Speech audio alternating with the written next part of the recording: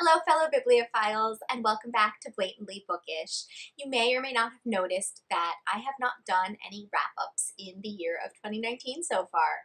It's been a bit difficult for me to pinpoint exactly why I haven't sat down and filmed a wrap-up. Perhaps it's because I've been doing some more individual reviews. Perhaps it's because I have been tracking my reading very differently this year. I've been doing it in my journal, and I have not been breaking it down by month. So I've just been in less of a monthly mindset, if you will. Perhaps it's because I've been reading a lot of books for younger readers, and apart from those books and my individual reviews, I haven't been so thrilled with all of the books that I've read this year. And perhaps it's a little bit about all of the changes going on in my life right now. Regardless, I thought it was high time to discuss some of the books I've read so far in 2019. So settle in, this may be a bit of a long one. Grab a cup of tea or a snack and enjoy. I started off the year by reading some more of a series of unfortunate events by Lemony Snicket. This is a series that I've been giving a second try to with the release of the Netflix TV show. When I was younger, I read up to books 9 or 10 and then I just stopped. I found that the series was getting to be too repetitive in plot and in tone, and I just had no desire to read more of them. I find myself years later wanting to know how these books end. What is the ultimate fate of the three Baudelaire orphans, and what exactly is the secret society of VFD, and why has it been impacting their lives so drastically? So in January, I listened to books 5, 6, 7, and 8 on audiobook. That is The Austere Academy, The Ersatz Elevator, The Vile Village, The Hostile Hospital, and I'm currently listening to book 9, The Carnivorous Carnival, as well. In these books, the Baudelaire orphans find themselves at an elite prep school, living with the wealthy squalors on Dark Avenue, being taken in by the entire village of VFD, a town full of chores and crows, and running off with the cultish, candy striper-like volunteers at Heimlich Hospital. The series has certainly maintained its hilarity and absurdity and its moral ambiguities as well. But I'm worried that I read this middle section of the series a bit too fast. Much like when I was younger, I'm beginning to find them a bit repetitive. I've been on book 9 now for over a month, and it's only 4 or 5 hours long. Maybe I just need a tiny break from them, I don't know. It also doesn't help that I can no longer listen to these on Hoopla, which is the app that I've been using while driving to work. It's just too quiet to hear while driving suddenly. I have a car from 2005, and I'm a bit of a Neanderthal when it comes to figuring out how to hook up my phone to the car's speakers. Audible, for whatever reason, is loud enough to hear in the car straight from my phone, though. So more on that. I've been using Audible a lot more lately for that reason. I do really want to finish a series of unfortunate events and find out eventually what happens to the Baudelaires. Have you read the entire series of unfortunate events, and is the ending worth it? What do you think of the Netflix show? I've been watching it as soon as I finish each book, and I'll probably do a whole video on that experience at some point. I also read The Mermaid and Mrs. Hancock by Imogen, Hermes, Gowar in January. I feel like I've discussed this quite a bit on my channel already. I've done a whole review video of it, which I will link up above and down below and in all the places, but this has made me a bit obsessive about historical fiction. Here's a brief plot summary to whet your historical fiction appetite. The book takes place in Georgian England and follows a merchant whose ship is lost at sea. When the captain finally returns from the voyage, he is shipless. He has sold the merchant's ship and livelihood and jeopardized his reputation for the rare oddity of a mermaid. But this mermaid is hideous and grotesque. The merchant must embrace his fate and take advantage of the situation by displaying his oddity to the public, which puts him in contact with a whole host of characters, including, most notably, the renowned courtesan Angelica Neal, the most desirable woman the merchant has ever seen. And the story devolves from there. The book examines fate, the cost of ambition, and the destructive and alluring powers of the mermaid. It's absolutely brilliant. And if you want to know a little bit more about my thoughts about the themes and the setting and the characters of this book, you should check out my full review of it. Another book that I finished in January was Perfectly Imperfect, The Art and Soul of Yoga Practice by Baptiste. I read this at a time when I was desperately craving yoga, but was still unable to physically do it. I had an injury in August and then another injury before that in last March. Neither one was particularly serious, but I am just starting to try light yoga again now. I'm sure I will either have already discussed that in a more personal video or will be discussing it soon in a more personal video. So you can check that video out if you would like to hear more about my yoga practice. But yoga is not all about physical practice. It's about a mind-body connection. It is a state of mind. So I thought that I would try to exercise my mind and fill my yoga craving by reading this book. And I will start by saying that this book has some amazing reviews on Goodreads. So clearly I am in the minority when I say that I do not agree with them. Baptiste is credited with introducing the world to Baptiste yoga, his signature method of yoga that incorporates a lifetime of studying with the world's foremost masters in yoga and a powerful approach to inner and outer transformation. Yet, I finished the book without really understanding how Baptiste yoga is any different than the principles of Hatha yoga that I've been exposed to. The book oftentimes is less about transforming and educating the reader and more about reveling in Baptiste's own experiences and accomplishments and plugging his business. I found that many of the ideas in this book were far from unique. I've encountered much of what he said in more eloquent and meaningful ways than the way he presented it in his text. The way he explains the philosophy of yoga is rather gimmicky and diluted with his key concepts of be a yes and give up what you must, and you are ready now. I will spare you the air quotes on that last one. There are sentences like, you have thoughts, but you are not your thoughts, and they definitely don't have to run the show. It's not that I disagree with what Baptiste is saying, but I find his presentation trite and cloying. Occasionally, a section would truly speak to me and inspire me, but I quickly realized that those sections only had meaning because I had heard them before in more meaningful circumstances. For example, he states, the yogis say that you can never step into the same river twice, because the current is always shifting and changing. You've never stepped into this exact river before today. Not with this body, not with today's particular energy, with the specific number of bites of breakfast in your belly, with the earth tipped on its axis. Perhaps up until now you haven't had a breakthrough in this pose, but that was then. What's possible today? This concept is one that I've encountered before and relate to, not because of what Baptiste said and how he phrased it, but because of my experience with wonderful yoga teachers on the mat. These sentences are powerful because I've lived them before and because I know that a pose isn't static. It's a sentiment that his words just diminish. I haven't given up on yoga or reading books about yoga, but I guess I need some better recommendations. I do have these 3 books about yoga and mindfulness on my shelves, and I will briefly show them to you. I have Yoga Nidra by Richard Miller, PhD, a meditative practice for deep relaxation and healing.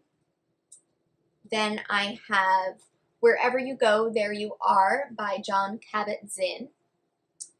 And I have The Yamas and Niyamas, Exploring Yoga's Ethical Practice by Deborah Adele.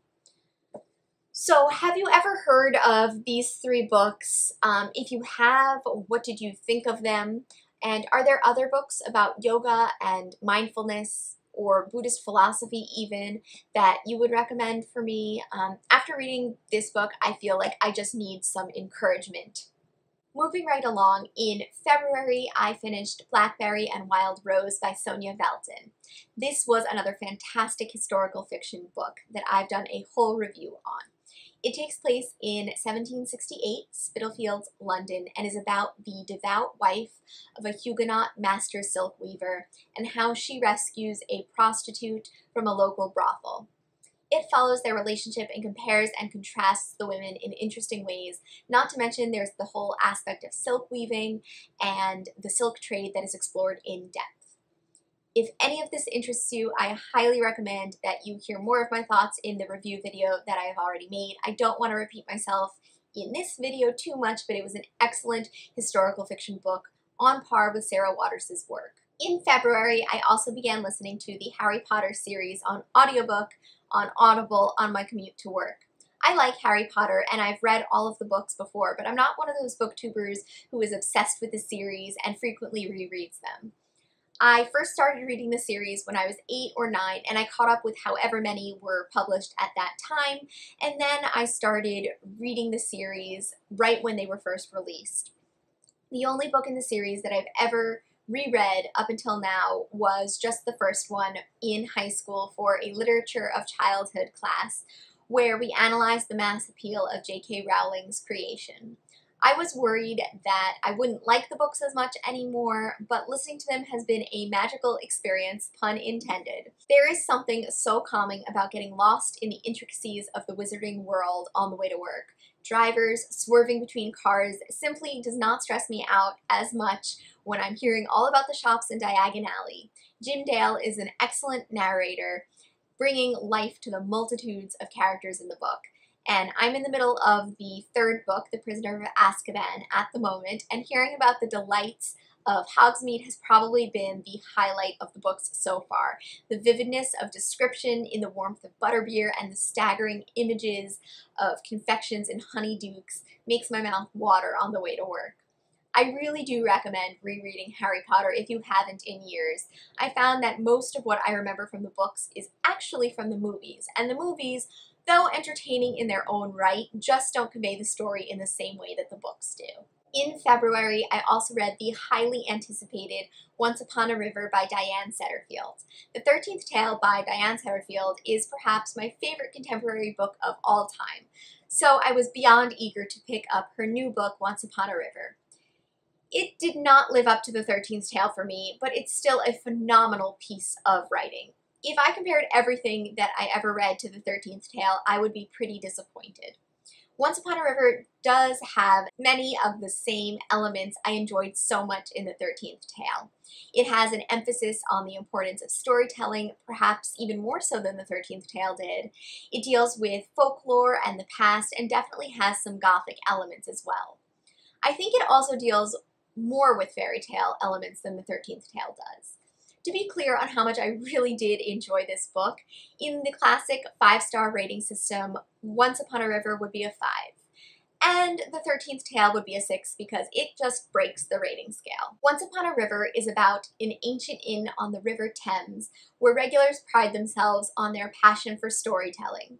One night, the regulars find themselves in the midst of a story all their own when the door bursts open and an injured stranger straggles in with the drowned corpse of a little girl. Only hours later, the girl takes a breath and lives. How is this, dare we call it a miracle, even possible? Diane Setterfield brings this story to life with impeccable, compelling writing. In fact, if you aren't even interested in the premise, I'd still really recommend this book, solely on the beauty of its writing. Setterfield describes the regulars at the inn. They were collectors of words, the same way so many of the gravel diggers were collectors of fossils. They kept an ear constantly alert for them, the rare, the unusual, the unique. It's such a short description, but manages to convey the importance of words and the sheer passion of storytelling for the regulars at the inn, and perhaps for us as readers as well. This book is part fairy tale, part folklore, part historical fiction, and all wonderful. You are sucked into Setterfield's prose as the story meanders like the Thames itself. And the story does indeed meander. There are all of these different characters and threads of stories, and they don't coalesce for a very long time. But that's also the beauty of the book, and in fact, the point. The book itself is structured like the river, with all of these different sources and threads to fuel and add to the magnitude of the story. Reading it, you have no idea where it's going, but I promise that it does reach a destination at the end.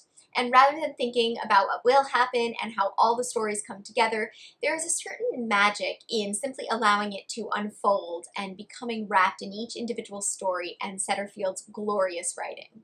I want to read all of Setterfield's work, and I recently learned that she is the author of a third book, Bellman in Black, which I can only imagine is spectacular as well. In the month of March, I read Sula by Toni Morrison. I have not read a Toni Morrison in about 4 years, and it was high time that I read another. She is a massively talented author who manages to infuse relatively short texts with loads of depth and meaning. She writes exquisitely about the African American experience and is an author that I greatly admire. Her writing is so succinct. She chooses her words wisely, and there is never a word out of place.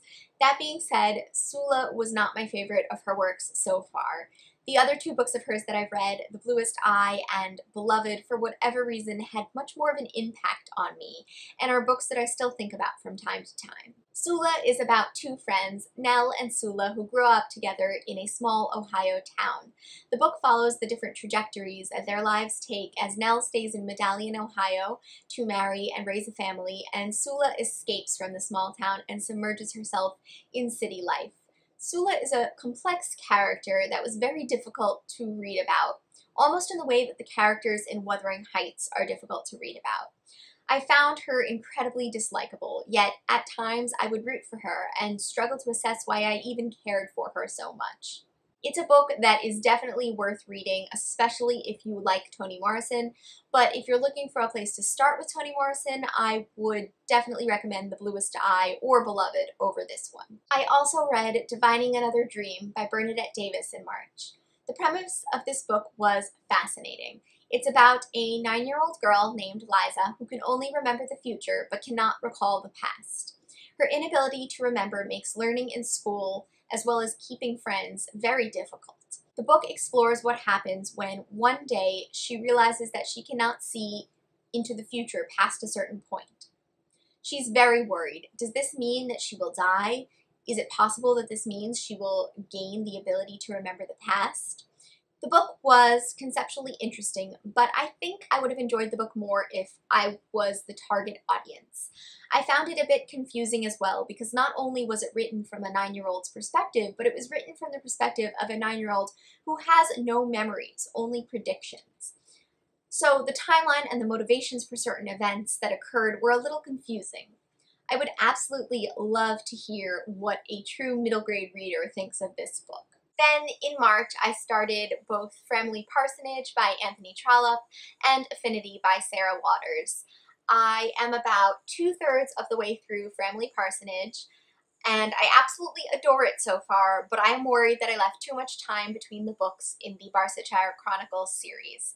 This book is the 4th book in the series, and it reintroduces characters from the earlier books, some of which I've unfortunately forgotten a lot about. So far, I love the newer characters that I've been introduced to in this book.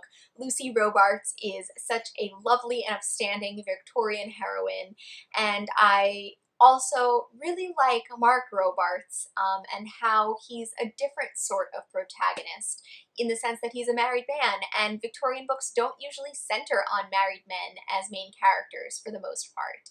It's usually a young woman like Lucy, and there's this element of a more traditional Victorian plot within this book, but there's also Mark's story about aspirations for integrating with higher society and being roped into a large amount of debt that he knows he cannot pay. There's also Lady Lufton, who I love because she's such a strong presence in the other characters' lives, and though she's female, she commands a great deal of power in social circles and even financially as well. So I'm just loving this book so far. I've been slowly reading a few pages each night before bed, which has been delightful. And then I'm about 1/3 of the way through Affinity by Sarah Waters. Sarah Waters writes phenomenal and suspenseful historical fiction books, and I've talked about Fingersmith and Tipping the Velvet on my channel before. This book is another one of her books that takes place in Victorian London, and I was supposed to be buddy reading it with Katie from Books and Things, and she has already finished it, and I almost have barely started it. I'm not even halfway through. So it's less of a buddy read and more of a we will discuss it when I finish it, but it's still lovely to hear her preliminary, non-spoilerish thoughts on the book. It focuses on an upper-class woman named Margaret Pryor who visits the women's ward of Millbank Prison as part of rehabilitative charity work. She becomes fascinated with an inmate there named Selena Dawes, who was imprisoned after a seance went awry. It's fascinating to see the practices and beliefs of Victorian spiritualism explored in this text, as well as concepts of female crime and imprisonment. So I'm really enjoying both of these books, and I cannot wait to finish them in the month of April. So I am glad that I finally took the time to catch you up on my reading. Please let me know what you have been reading lately, and have you read any of these books? If so, what did you think of them? And if not, do you think that you would like to read them? Do you have any recommendations for me in general? Because I'm always looking for recommendations, and I'd love to hear any of your thoughts in the comments down below. As always, I look forward to seeing you in another video soon. Bye!